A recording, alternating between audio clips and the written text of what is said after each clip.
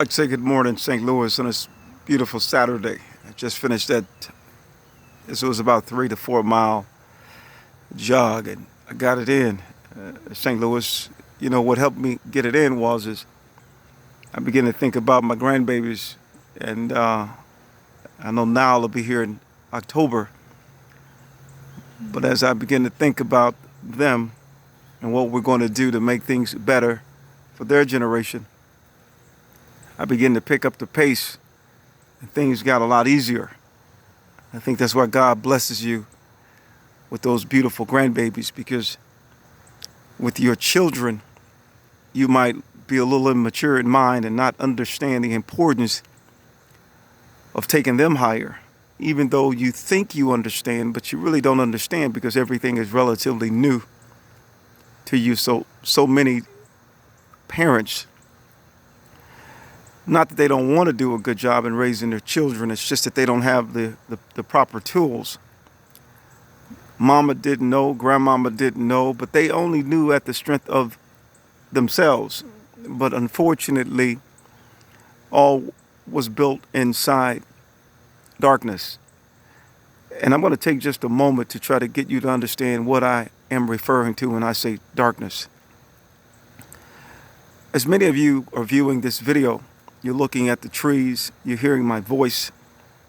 You might be doing some other things, making coffee, making breakfast, might even be combing your child's hair. You can do all those things at one time. And the reason you're able to do those things, because you're encoding the information and the data around you. Subsequently, it appears as though it's physical.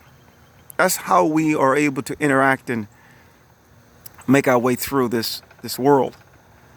However, we've come to the understanding that it's a physical world, but it is physical in a sense to those that are blind.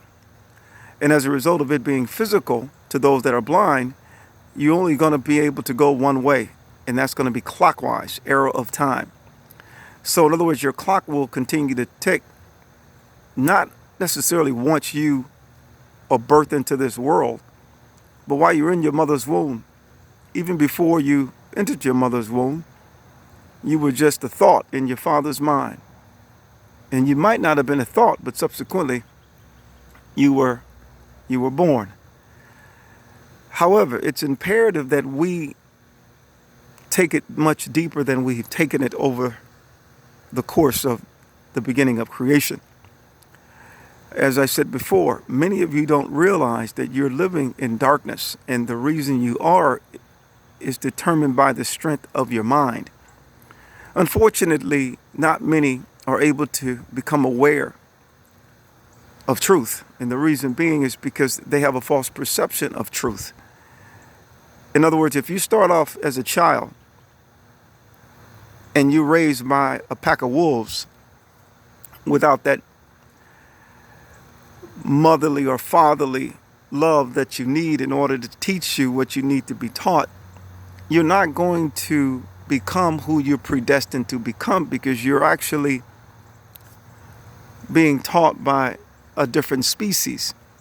However, you're not aware that you're taught by a different species because you don't know your mother nor your father, so they become your family. I believe this is what has happened. We've unfortunately been taught in an environment that's conducive to darkness, and as a result, we never knew the sound that we were capable of achieving. So as a result, that sound became our sound. And as a result, that sound subsequently began to lose its pitch and or its sound. And as a result, death occurs because cell mutation occurs, and it makes bad copies of itself. RNA, DNA, whatever you want to call it. So unfortunately, we've been living in this system from the beginning, and we haven't yet broken out. We're there. We're just about there. And in order to break out, your mind has to evolve to be able to see something you were incapable of seeing because you had not the power to see. We wouldn't have never came up with television if we wouldn't have started off with something comparable television, and something comparable to that. We wouldn't have never came up with flight if someone wouldn't have dug deep within their inner self to see how the birds are flying and how they're gliding. And it became a thought. Subsequently, it became real. So what I'm saying is that we, unfortunately, on a scale of 1 to 100, are probably minus 100. In other words, we're living in a false perception of reality, in a false vacuum. However, we have not yet pierced outside the false vacuum to know that the vacuum is false, because once you pierce outside the vacuum, or shall I say the false vacuum, you will be able to see, because you got a glimpse of that real vacuum, but you needed a little more strength to see, but it closed on you, so you didn't keep it open. But as you got that glimpse, you were like, wow, something's different. You couldn't necessarily process it because you didn't have enough processing power to really make sense of it, but you knew there was something outside that false vacuum that we called our home. So as time progressed, your mind began to become very inquisitive. You begin to read. You begin to come in contact with folk that confirm what you were seeing. You kept going and you kept going. You kept going. And the reason you are coming in contact with different people, places, and things is because you're causing that broken puzzle in which you're on the path towards destruction to reconfigure itself. So everyone that you're meeting and you're coming in contact with, places and things and people, you have been predestined to meet them at the micro level, but unfortunately operating in the macro is a distorted view. That's a false sign and a wonder. And unfortunately, that's the path in which the masses are on. The Bible says many have taken the wide gate that leads to destruction, and the narrow gate that leads to life not many find. We've established religion. That's one of the reasons we have so many religions, because if the religion was true, there would only be one, because you will contract inward and break free of your grave clothes and everyone will be on the same accord. However, there are so many, and that's like the puzzle is expanding, the universe is expanding, that's your mind decaying. You're getting older, so as a result, you have a distorted view, but you don't have enough power within to cause it to contract into its perfect state. Subsequently, you acknowledge the deception as truth. So therefore, you've continued to follow a trajectory towards the grave, because you've never really truly understood that you had grave clothes on, which is the gravitational pull that's actually pulling you closer and closer to the earth, which is closer and closer to your death. It's no different than if I take an actual bowling ball up on top of the Gateway Arch, which most of you that are in St. Louis understand the Gateway Arch, and I drop that bowling ball. That bowling ball is going to fall and travel down towards the ground, but as it travels, it's picking up speed because of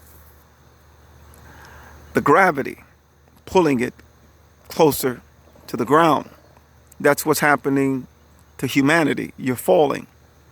The universe is traveling at 1,000 miles per hour, moving. Subsequently, you're moving, but you can't perceive yourself as moving. And the reason it doesn't appear that you're moving, because you're actually orbiting within that system. You're moving, but you're falling. So in order to stop falling, we must strengthen in mind. And as a result of strengthening in mind, we will cause our neurons or cells or synapses or neurotransmitters to reconfigure and organize and synchronize and sing a different song. And as a result, the falling begins to slow down. So the cell death is minimized. And as a result of the cell death being minimized, you now have the ability to see what's in front of you. Whereas before you couldn't see it because you're all falling at somewhat a similar rate. Some might die sooner, some might get killed, some might get kidnapped. And the reason that's occurring because all are falling. If we could stop the fall, just like you take two umbrellas, both weighing 10 pounds each, umbrella, take them on top of the gateway arch and you drop both at the same time, being that they're both 10 pounds, they're going to probably fall together. If you open one of those umbrellas, due to the air resistance, before you hit the ground, that one that's open is going to slow down.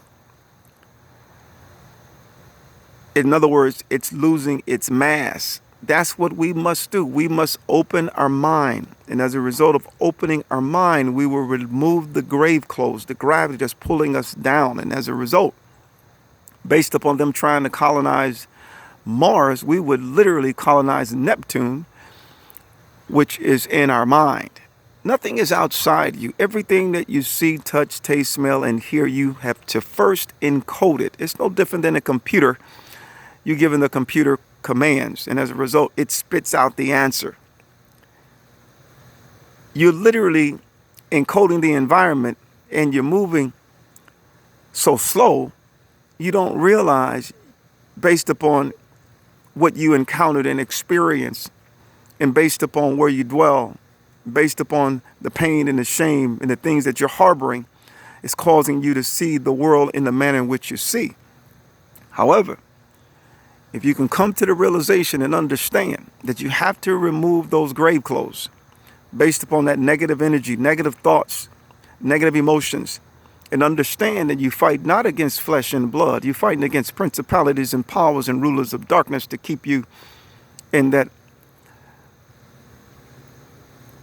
unclean state of mind. And as a result, you're going to continue to formulate your environment or your reality in the manner in which you're formulating. Subsequently, it's going to cause more pain. And as a result, you're not going to be able to see clear enough to realize you've been deceived.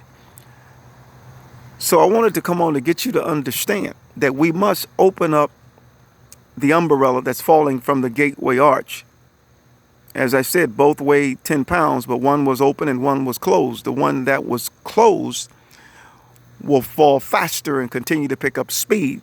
But the one that's open, based on air resistance, will slow down, and it will see the one that's falling faster and realize that's exactly what's going on.